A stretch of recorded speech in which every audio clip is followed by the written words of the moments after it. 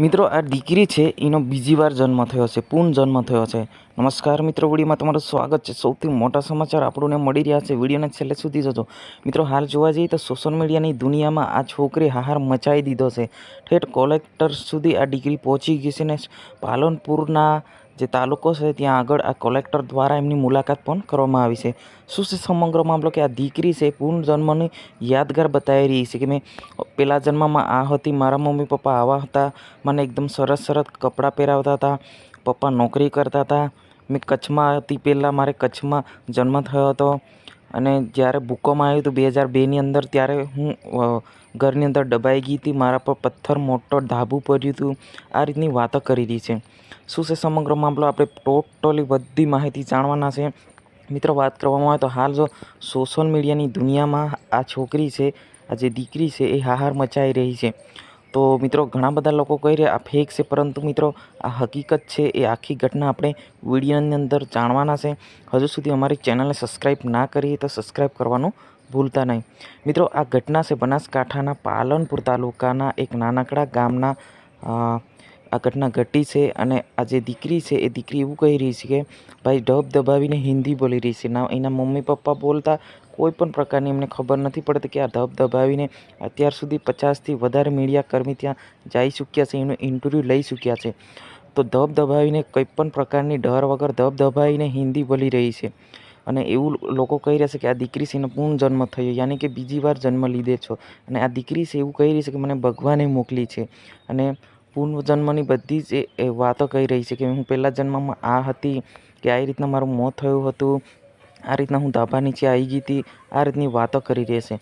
જ્યાં મિત્રો આ હકીકત છે, આ દીકરી છે નથી સ્કૂલે ગઈ, નથી મોબાઈલ જોયો કે નથી કોઈ પણ પ્રકારનો મોબાઈલ પણ નથી ચાલ્યો, તોય ધબધબાભાઈ હિન્દીમાં વાત કરી રહી છે।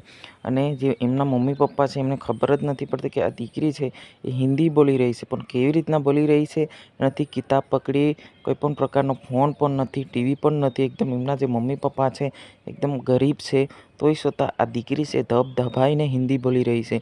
એટલે લોકોના દાવા ચાલી રહ્યા છે કે આ દીકરી છે પૂર્ણ જન્મ થયો છે, યાની બીજી વાર જન્મ થયો છે। આ દીકરી ખુદ કહી રહી છે કે હું પહેલા જન્મમાં આ હતી, મારા પપ્પા નોકરી કરતા હતા, મને સારા સારા કપડાં પહેરાવતા હતા, સારું સારું ખાવાનું આપતું હતું। આ એમ માનવામાં આવે તો 2002ની વાત કરી રહી છે અને અત્યારે એમની જે ઉંમર છે 3.5 વર્ષની ઉંમર છે।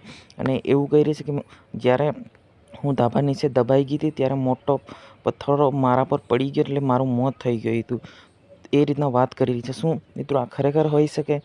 પરંતુ મિત્રો આની જે હકીકત છે હજુ સુધી સામે આવતી રહે છે અને આવતી જ રહેવાની છે। અને ઘણા લોકો મીડિયા કર્મી પણ વાતો કરી રહ્યા છે, અલગ અલગ પ્રકારની વાતો કરી રહ્યા છે। તો મિત્રો આનું જે દીકરી છે જેનું નામ છે દક્ષાબેન અને આગળના જન્મમાં એનું હંસાબેન હતું, એ ખુદ કહી રહી હતી મારું જે પહેલાં હું હતી ને ત્યારે આનાથી થોડી મોટી હતી અને મારું નામ હંસાબેન હતું, અત્યારે એ દક્ષા ઠાકોર નામ તરીકે ઓળખાય છે। તો મિત્રો સોશિયલ મીડિયાની દુનિયામાં હાહાર મચાવી દીધો છે।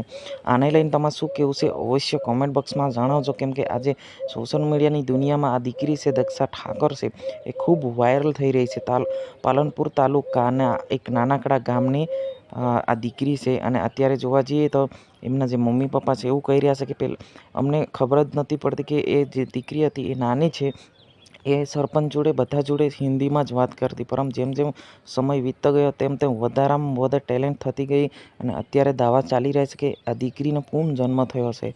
આ દીકરી છે એ પહેલા જન્મમાં આ રીતના ઘટના ઘટી હતી અને આ રીતના એમની ડેથ થઈ ગઈ હતી, પરંતુ એ બીજી વાર જન્મ લીધો છે, પછી એ ખુદ દીકરી કહી રહી છે।